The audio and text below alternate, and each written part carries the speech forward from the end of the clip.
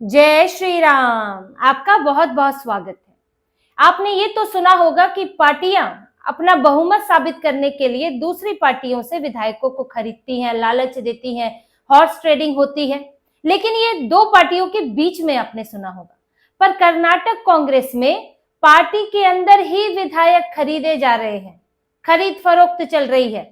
एक गुट दूसरे गुट के विधायकों को खरीद रहा है, बड़े बड़े लालच दिए जा रहे हैं, करोड़ों रुपयों की बात हो रही है और बैठक, मीटिंग, धमकियां, चेतावनी, सब सारे साम दाम दंड भेद इस वक्त कर्नाटक कांग्रेस के अंदर चल रहे हैं। और किस लिए कि मुख्यमंत्री कौन बनेगा, सिद्धारमैया की डीके शिव कुमार, या कोई तीसरा ही बाजी मार जाएगा। कर्नाटक कांग्रेस में भूचाल आया हुआ है, हंगामा मचा हुआ है और दोनों गुट एक दूसरे से लड़ रहे हैं। डीके शिव कुमार के विधायकों का तीसरा बैच पहुंचा हुआ है इस वक्त दिल्ली में। इसमें 6 विधायक हैं और अभी कुछ और विधायक और आने वाले हैं। ये लोग यहाँ आला कमान से मिलने आए हुए हैं। हालांकि इनके जो अध्यक्ष हैं मल्लिकार्जुन खड़गे, वो इस वक्त बेंगलुरु में है, कर्नाटक में ही है। लेकिन वो क्या कह रहे हैं कि आला कमान फैसला लेंगे। अब अध्यक्ष तो मल्लिकार्जुन खड़गे हैं, तो पार्टी में अध्यक्ष आला कमान नहीं होता है तो कौन होता है? ये तो कहते हुए खड़गे को शर्म आनी चाहिए। लेकिन जब उन्होंने गांधी परिवार की गुलामी ही स्वीकार कर ली है तो फिर उसमें शर्म कैसी? तो वो सरेआम बेशर्म होकर बोल रहे हैं कि आला कमान फैसला करेगा। और आला कमान कौन है? राहुल गांधी। और राहुल गांधी कहाँ है? राहुल गांधी विदेश में है। इस तरह की चर्चाएं हैं। द हिंदू ने सूत्रों के हवाले से लिखा है कि राहुल गांधी इस वक्त विदेश में है और वो विदेश से आकर इस मामले को देखेंगे। कांग्रेस सूत्रों के हवाले से लिखा है। तो देखिए, वही बात है, रोम जल रहा था, नीरव बांसुरी बजा रहा था। कर्नाटक कांग्रेस डूब रही है, सरकार गिरने की स्थिति है। राहुल गांधी विदेश में मजा ले रहे हैं या क्या कर रहे हैं, क्या प्लानिंग बना रहे हैं? कुछ देश विरोधी हो रहा है कि कुछ परिवार है, क्या मामला है? तो कांग्रेस और राहुल गांधी जाने। लेकिन राहुल गांधी अपनी पार्टी के इसको संकट में छोड़कर इस फिलहाल तो गायब है। और डीके शिव कुमार के समर्थक दिल्ली चक्कर लगा रहे हैं। यहाँ आला कमान है ही नहीं तो मिलेंगे कहां से? और अध्यक्ष वहां बैठे हुए हैं, प्रियंका वाड्रा की चलती नहीं है, सोनिया गांधी लगभग राजनीति से बाहर है, तो यहाँ करेंगे क्या? लेकिन डेरा डालकर बैठे हैं। रणदीप सुरजेवाला यहाँ है, जो है प्रभारी है। और विधायकों का साफ कहना है कि अगर डीके शिव कुमार नहीं तो कांग्रेस की सरकार भी नहीं। ये तीसरा बैच आ चुका है इस वक्त।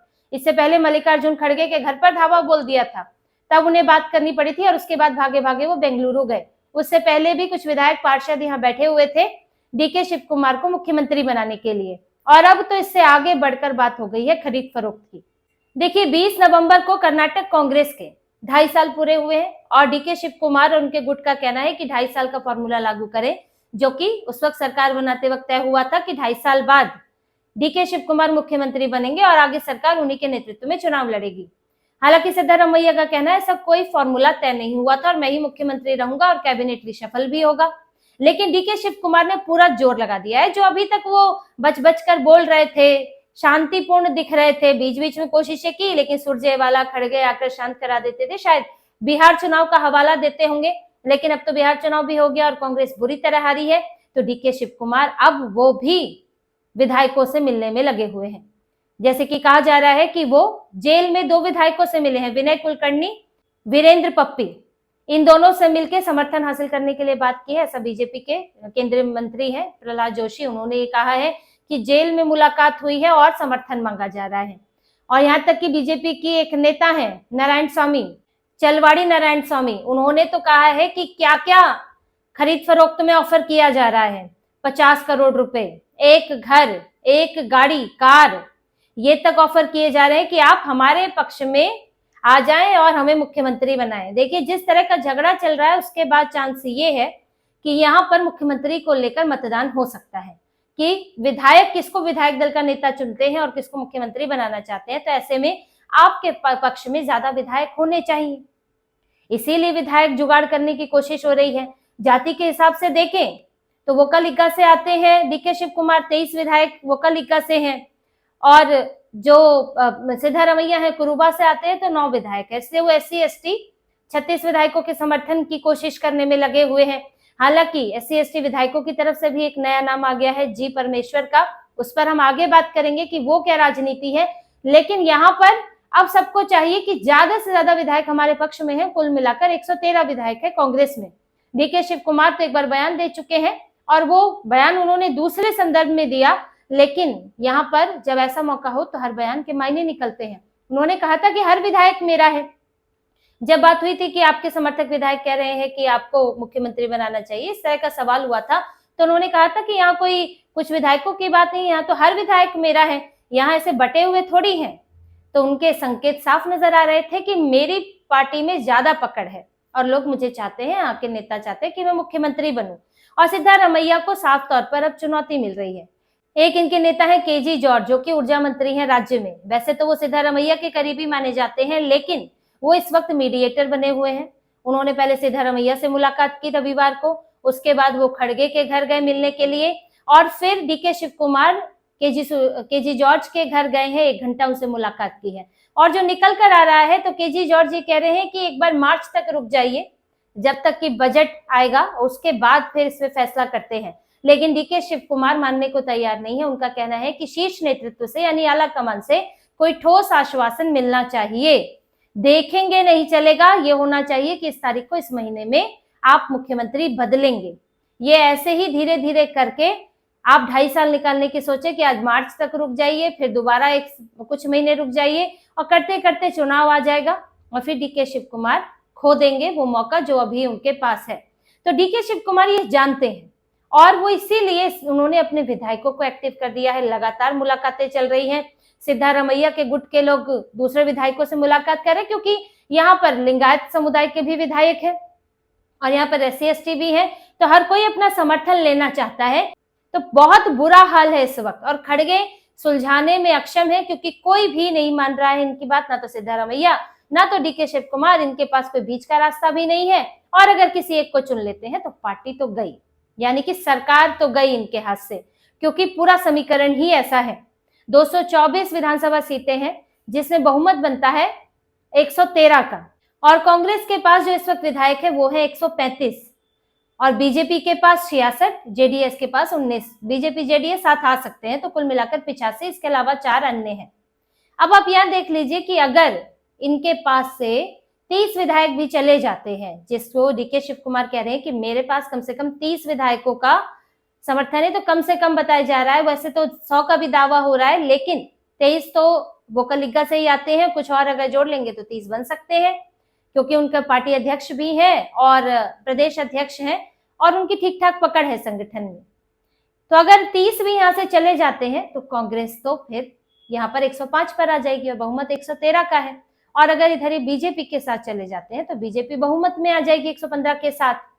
तो यहाँ पर बड़ा खेल हो सकता है। 23 भी गए तो भी 112 का बन जाएगा। अगर 4 बीजेपी की तरफ आ जाते हैं, कांग्रेस को बड़ा जोर लगाना पड़ेगा, जो 4 निर्दलीय हैं दूसरी पार्टियों के हैं, कि उनको अपनी तरफ लें। तो जब पार्टी के अंदर हॉर्स ट्रेडिंग हो रही है तो बाहर भी हो ही सकती है।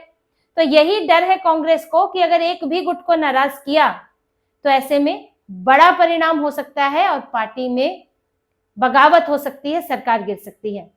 इसी में ही SC/ST विधायक है, वो भी जोर लगा रहे हैं। सतीश जरकीहोली, जो कि नायक समुदाय के एकमात्र नेता हैं और शेड्यूल ट्राइब से आते हैं, उन्होंने डीके शिव कुमार का तो विरोध किया है कि एक ही आदमी पार्टी की जीत का क्रेडिट नहीं ले सकता, लेकिन उन्होंने सिद्धारमैया की जगह जी परमेश्वर का नाम आगे कर दिया है, क्योंकि जी परमेश्वर दलित नेता है। तो यहाँ पर दलित और ST नेताओं का अलग गुट बना हुआ है। सिद्धारमैया OBC से आते हैं, तो ST और दलित नेता चाह रहे हैं कि क्यों OBC, अगर आप OBC को हटाना चाहते हैं तो कांग्रेस की समस्या ये भी है कि अगर हम OBC नेता को हटाते हैं तो राहुल गांधी की वो हिंदू बांटो जो नीति चल रही है वो कामयाब नहीं होगी, क्योंकि उसमें वो OBC को ही भड़काने में लगे हुए हैं। OBC अलग, दलित अलग, हिंदुओं को बांटने की कोशिश है। तो अगर OBC हटाते हैं तो समस्या आएगी। तो उनका कहना है कि OBC हटा के आप दलित को बना दो, तब ये समस्या आपके सामने नहीं आएगी। क्यों बने कोई वोकलिगा, और थोड़ा सा OBC के साथ कंफर्टेबल भी रहते हैं। तो इसलिए इन्होंने जी परमेश्वर का नाम दिया है, वो भी मंत्री हैं और इसके अलावा पार्टी को 8 साल तक प्रदेश अध्यक्ष भी रहे हैं, दलित समुदाय से आते हैं। तो सतीश जरकीहोली ने कहा है कि उन्हें भी मौका मिलना चाहिए, क्यों एक आदमी क्रेडिट ले। या जी परमेश्वर जैसे नेता हैं जो 8 साल पार्टी संभाल चुके हैं, तो उनको भी मुख्यमंत्री बनने का मौका मिलना चाहिए। जी परमेश्वर का नाम साफ तौर पर सतीश जरकीहोली ने आगे बढ़ा दिया है। तो यहाँ पर 3 गुट हैं वैसे तो। एक डीके शिव कुमार, एक सिद्धारमैया और एक SC ST ग्रुप है जिसमें सतीश जारकिहोली सबसे ज्यादा वोकल है और जी परमेश्वर का नाम आगे बढ़ा रहे हैं। हालांकि सिद्धारमैया की कोशिश ये रहती है कि वो SC ST नेताओं का समर्थन ले, 36 संख्या है कुल मिलाकर, और उनकी कोशिश होती है कि अगर हमें मिल जाएगा तो 9 और 36 मिला के हम तो डीके शिव कुमार से आगे निकल जाएंगे। इसलिए सिद्धारमैया के बेटे ने यह भी कहा था एक कार्यक्रम के दौरान, जिसमें सतीश जारकिहोली भी थे, कि मेरे पिता तो अब राजनीति से रिटायर ही होने वाले हैं, उनका ये आखिरी चुनाव अब है, अब उसके आगे तो शायद वो चुनाव ना लड़े, तो हमें एक नए नेतृत्व की जरूरत है और सतीश जारकिहोली जी इसमें आगे आ सकते हैं क्योंकि मेरे पिता के साथ काम भी किया है, हमने भी उनको देखा है, और तो वो आगे इस पद को संभाल सकते हैं, आगे हमारा नेतृत्व कर सकते हैं। सीएम पद का जिक्र नहीं किया लेकिन कहा कि पार्टी का नेतृत्व कर सकते हैं। और सतीश जारकिहोली थे जो सिद्धारमैया को लेकर आए थे कांग्रेस में। तो इनके बीच में एक आपसी है, एक साठगांठ कह सकते हैं, आपसी तालमेल बेहतर है। तो डीके शिव कुमार को भी ये चुनौती मिल रही है इस ग्रुप से भी। तो अब देखिए कितनी खींचतान है कि 2 गुट है, 3 गुट है, ये कुल मिलाकर कितने गुट है। तो ये बड़ी जो है कांग्रेस के अंदर बुरे हाल चल रहे हैं और तय नहीं हो पा रहा है कि अब सरकार चलेगी कैसे। 20 नवंबर को हो गया है 2.5 साल।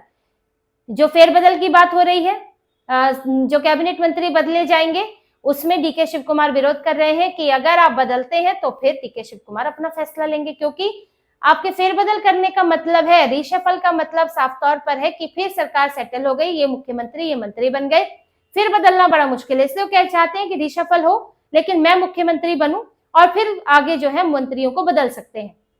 पूरी खींचतान है, विधायक जुटाए जा रहे हैं, राहुल गांधी गायब है, मल्लिकार्जुन खड़गे मजबूर है। तो कांग्रेस में जो भूचाल आया हुआ है अभी उस पर बीजेपी की नजर है कि आखिर क्या फैसला होता है, किसे नाराज किया जाता है, किसे गद्दी पर बैठाया जाता है, और उसके हिसाब से बीजेपी अपना दाव चलेगी। और यहाँ पर दरवाजा सबके लिए खुला है। अब कांग्रेस के ऊपर है कि वो क्या फैसला लेती है। राहुल गांधी आए अगर निपट के विदेश से तो कोई फैसला ले और फिर उसके बाद तय होगा कि कर्नाटक में सरकार रहती है या नहीं। मुख्यमंत्री तो बात की बात है लेकिन सरकार ही बनी रहती है, इस पर फैसला होगा। अगर कुछ गड़बड़ हुई तो यहाँ पर कर्नाटक कांग्रेस की सरकार गिर सकती है। तो इसी तरह की और खबरें और विश्लेषण आपके लिए लाते रहेंगे। हमसे जुड़े रहिए, सब्सक्राइब कीजिए, कमेंट कीजिए। बहुत बहुत धन्यवाद। जय श्री राम।